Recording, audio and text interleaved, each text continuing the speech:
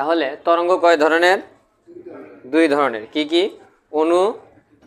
অনুদৈর্ঘ্য, অনুদৈর্ঘ্য আর কি অনুপ্রস্থ। অনুদৈর্ঘ্য আর অনুপ্রস্থ। তাহলে একটা অনুদৈর্ঘ্য তরঙ্গ আর একটা অনুপ্রস্থ তরঙ্গ। আচ্ছা, এখন অনুদৈর্ঘ্য তরঙ্গ কি আর অনুপ্রস্থ তরঙ্গ কি? যে তরঙ্গ কম্পনের দিকের সাথে সমান্তরালে অগ্রসর হয়, ঠিক আছে, কম্পনের দিকের সাথে সমান্তরালে অগ্রসর হয় তাকে বলে কি? অনুদৈর্ঘ্য তরঙ্গ। আর যেটা কম্পনের দিকের সাথে 90 ডিগ্রি কোণে অর্থাৎ সমকোণে অগ্রসর হয় তাকে বলে প্রস্থ তরঙ্গ, অনুপ্রস্থ তরঙ্গ। কেমন বিষয়টা দেখো। অনুদৈর্ঘ্য তরঙ্গ হচ্ছে যে তরঙ্গ কম্পনের দিকের সাথে সমান্তরালে অগ্রসর হয়, মধ্যবর্তী কোণ 0 ডিগ্রি, ঠিক আছে, সমান্তরালে অগ্রসর হয়, মধ্যবর্তী কোণ কত ডিগ্রি? 0 ডিগ্রি। যেমন ধরো এটা একটা স্প্রিং, ঠিক আছে, একটা স্প্রিং তুমি এখানে রাখছো। এখন একটা স্প্রিংকে তুমি যদি এইভাবে চাপ দাও তাহলে স্প্রিংটা এইভাবে আন্দোলিত করে, তাই তো? হ্যাঁ, অথবা স্প্রিংটা যদি এরকমভাবে ঝুলানো থাকে, এখন এই জায়গাতে তুমি যদি একটা ভর লাগাও, একটা নির্ধারিত নিয়মের একটা যদি ভর, একটা ওয়েট লাগানোর পর এটা নিচের দিকে যাবে না? এটাকে যদি এইভাবে দোলন দাও তাহলে এটা এই দিক বরাবরই তো দুলবে, তাই না? মানে এই বরাবর স্প্রিং হবে। তাহলে এখানে তুমি শক্তি প্রয়োগ করছো কোন দিকে? শক্তি প্রয়োগ করছো কোন দিকে? নিচের দিকে। আর এটা যাচ্ছে কোন দিকে? উপরে, নিচে উপরেই কাজ করতেছে। তুমি এক কথায় বল প্রয়োগ করতেছো এইদিকে, আবার ও লাফালাফি করতেছে এই দিকেই, ঠিক আছে। অর্থাৎ কম্পনের দিকের সাথে সমান্তরালে কাজ করে। কম্পনের দিক এর মধ্যবর্তী কোণ কত ডিগ্রি? 0 ডিগ্রি। কম্পনের দিকের সাথে সমান্তরালে অগ্রসর হয়, ঠিক আছে। এই তরঙ্গের যে শক্তিটা সঞ্চালিত হয় সেটা হচ্ছে কম্পনের দিকের সাথে কি সমান্তরালে অগ্রসর হয়, সেটাকে বলে কি? অনুদৈর্ঘ্য তরঙ্গ। আচ্ছা, আর অনুপ্রস্থ তরঙ্গটা কেমন? আচ্ছা, দৈর্ঘ্য তরঙ্গের আরেকটা আছে, সেটা হলো অনুদৈর্ঘ্য তরঙ্গ সঞ্চরণ প্রসারণ হয় হচ্ছে এইভাবে। অনুদৈর্ঘ্য তরঙ্গের ক্ষেত্রে সঞ্চরণ প্রসারণ হয় হচ্ছে, এটা মনে করো যে প্রথমে হয় হলো প্রসারণ, তারপরে হয় হলো সংকোচন, তারপরে কি হয়? সংকোচন, তারপরে হয় হলো প্রসারণ, তারপরে হয় হলো সংকোচন, দেখছো? তাহলে প্রসারণ, সংকোচন, দেখছো? এই যে এই অংশটুকুকে কি বলে? তাহলে প্রসারণ। আর ওই অংশটুকুকে বলে সংকোচন। তাহলে এইটুকু হলো প্রসারণ, আর এইটুকু কি বলে? সংকোচন। এইটা হলো অনুদৈর্ঘ্য তরঙ্গের উদাহরণ। যেরকম আমরা কথা বললে শব্দ তৈরি হয়, এই শব্দটা এই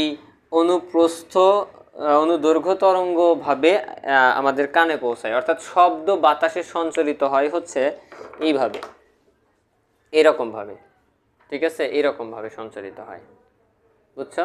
এটা আগে একবার মানে এখান থেকে যদি ধরি, একবার প্রসারণ, একবার সংকোচন, একবার প্রসারণ, একবার সংকোচন, একবার প্রসারণ, সংকোচন, এইভাবে সঞ্চালিত হয়। আমার কথা কি বুঝছো? ক্লিয়ার? আচ্ছা, এখন তার মানে এটা কি? প্রসারণ আর এটা সংকোচন। তাহলে এটা কি আবার? প্রসারণ আর এটা কি? সংকোচন। এটা কিসের জন্য? তাহলে অনুদৈর্ঘ্য তরঙ্গের জন্য, মনে থাকবে? আচ্ছা, তাহলে অনুদৈর্ঘ্য তরঙ্গের উদাহরণ কি দিলাম আমরা? শব্দ। মানে উদাহরণটা কি দিলাম? শব্দ, কথা বলার শব্দ, বাতাসের শব্দের বেগ, বাতাসের শব্দের তরঙ্গ, বাতাসের শব্দের চলার জিনিস মানে পথ, বা বাতাসের শব্দ যে চলে, এই পদ্ধতিটা কি? অনুদৈর্ঘ্য তরঙ্গ। ক্লিয়ার? এখন আসে হচ্ছে কি? অনুপ্রস্থ তরঙ্গ। অনুপ্রস্থ তরঙ্গটা কি? অনুপ্রস্থ তরঙ্গ যে তরঙ্গ কম্পনের দিকের সাথে সমকোণে অগ্রসর হয়, ঠিক আছে, বা লম্বভাবে অগ্রসর হয়। এটা কি ছিল? সমান্তরালে অগ্রসর হয়। এটার শর্ট কথা কি ছিল? যে তরঙ্গ কম্পনের দিকের সাথে সমান্তরালে অগ্রসর হয়। কম্পনের দিকের সাথে কিসের সাথে অগ্রসর হয়? সমান্তরালে। আর এটা লম্বভাবে। এটা কি? লম্বভাবে। যেমন এটার যদি চিত্র আঁকাই তাহলে হবে হচ্ছে এরকম, এটার চিত্র এরকম, ঠিক আছে, এটার চিত্র কেমন? এরকম, ঠিক আছে। আচ্ছা কিভাবে দেখো, এইটা তরঙ্গ যাচ্ছে কোন দিকে, এইদিকে। তরঙ্গ যাচ্ছে কোন দিকে, এইদিকে না, এই যে যাচ্ছে কোন দিকে, দিকের কথা, এইদিকে যাচ্ছে। কিন্তু কণা ওঠানামা করতেছে কোন দিকে, এই যে উপর নিচে, দেখছো? এই যে মধ্যবর্তী কোণ কত ডিগ্রি, 90 ডিগ্রি। 90 ডিগ্রি, এই যে মধ্যবর্তী মানে ও যাচ্ছে এইদিকে, আর ও কাঁপাকাঁপি করতেছে কোন দিকে, এদিকে না। যেরকম ওই যে পুকুরের পানির ক্ষেত্রে, পুকুরের পানির ভিতরে যখন ঢিল দাও, ঢেউ কোন দিকে যায়, সামনের দিকে যায় না? ঢেউ তো যাচ্ছে সামনে দিয়ে, পাড়ের দিকে যেতে থাকে। কিন্তু পানি ও কোন দিকে ওঠানামা করে, ও কি পাড়ের দিকে যায় না নিচে খালি উপরের নিচে হয়, মানে ওই জায়গা থেকে খালি উপরে নিচে হয় না? হ্যাঁ, তার মানে কি ও ওঠানামা করতেছে কোন দিকে, ওপরে নিচে, যাচ্ছে কোন দিকে, সামনের দিকে। এইটাকে বলে কি 90 ডিগ্রি, এটা মধ্যবর্তী কোণ, এই জন্য এটাকে বলে প্রস্থ, অনুপ্রস্থ। মধ্যবর্তী কি লম্ব ভাবে, ঠিক আছে, লম্ব ভাবে অতিক্রম করে, কোনো সমস্যা? আচ্ছা এই ক্ষেত্রে তাহলে উদাহরণ কি দেব, পানি, ঠিক আছে, পানি, ক্লিয়ার, পানির ঢেউ বা পানি, এই ক্ষেত্রে উদাহরণ দিতে পারি। আচ্ছা তারপরে তোমরা ওই যে কুচকাওয়াজ দেখছো কি, শাপলা বানানো, মানুষ উঠে আর নামায় যে শাপলা বানায় টিভির ভিতরে, 26শে মার্চে, 16 ডিসেম্বরে, স্বাধীনতা দিবসে বিভিন্ন সময় যে করে। এখানে যে কাজটা করে, এরা একজনের কাঁধের উপরে আর একজন লম্বা করে লাইন ধরে, একজন সামনে বসে, একজন আবার পিছনের জন ওঠে, এরকম ভাবে ওঠা বসা করলে দেখা যায় একটু সম্পূর্ণটা একটা ঢেউয়ের মতো তৈরি করে, ঠিক আছে। এইটা দেখো, ওই মানুষটা কি ওই জায়গার থেকে সরে যায়, ও কিন্তু ওই জায়গাতে থেকে খালি ওঠানামা করে, ঠিক আছে, কিন্তু দূর থেকে দেখে মনে হয় ঢেউ যাচ্ছে এরকম ভাবে। এখন কি বিষয়টা বুঝছো?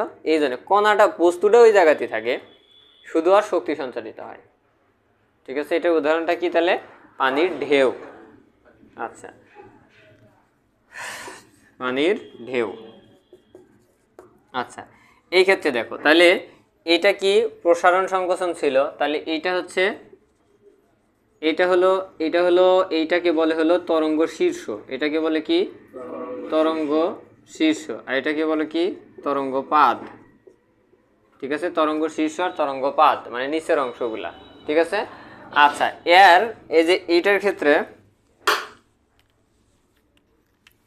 ক্ষেত্রে যেরকম বলা হয়েছিল যে ধরো এই দুইটা অংশ মিলে হচ্ছে একটা তরঙ্গ, একটা সংকোচন আর একটা প্রসারণ মিলে একটা তরঙ্গ, ঠিক একই রকম ভাবে এই সম্পূর্ণ সার্কিটটা মিলে হলো একটা তরঙ্গ। তাহলে এখানে আমি কয়টা তরঙ্গ আঁকাছি দেখো তো, দুইটা না, আড়াইটা। মানে এই এখানে একটা প্রসারণ একটা সংকোচন মিলে একটা তরঙ্গ, একটা তরঙ্গ দৈর্ঘ্য, একটা তরঙ্গ। তাহলে এখানে হলো উপরের অংশ আর নিচের অংশ মিলে একটা তরঙ্গ, আড়াইটা আছে ওখানে। আর এখানে কয়টা আছে, এই যে ফুল একটা, এই যে ফুল একটা, দুইটা, আর এই যে অর্ধেক, হ্যাঁ আড়াইটা না, ওখানে একটা মিলে একটা, দুইটা আড়াইটা, ঠিক আছে। আর এই ক্ষেত্রে কয়টা তাহলে, দুইটা, কোনো সমস্যা এখন?